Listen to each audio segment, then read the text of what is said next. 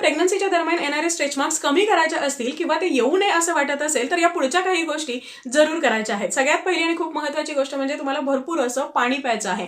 तुम्ही जेवढे जास्त हायड्रेटेड राहाल तेवढी तुमची जी त्वचा आहे ही निरोगी आणि तजेलदार राहायला मदत होईल आणि हे स्ट्रेच मार्क्स होण्याचे चान्सेस आहेत हे कमी होतील।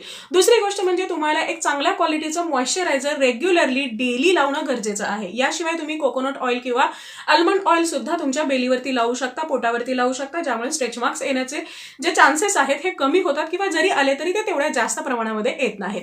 तिसरी गोष्ट म्हणजे तुम्हाला नियमितपणे व्यायाम करणं गरजेचं आहे। अगदी प्रेग्नन्सीमध्ये हलका फुलका व्यायाम किंवा रेग्युलर वॉक करणं, छोटे छोटे स्ट्रेचिंगचे एक्सरसाइज करणं, योगा करणं, या गोष्टी तुम्हाला करायच्या आहेत। तुम्हाला ऍक्टिव्ह राहायचं आहे। जेवढं तुम्ही योगासनं कराल किंवा तुमची बॉडी जेवढी फ्लेक्झिबल राहील तेवढी नॉर्मल डिलिव्हरीसाठी सुद्धा फायदा होईल आणि शिवाय हे जे स्ट्रेच मार्क्स येण्याचे चान्सेस आहेत हे सुद्धा कमी होतील। त्यानंतरची पुढची गोष्ट म्हणजे तुम्हाला तुमचा आहार हा पूरक ठेवायचा आहे।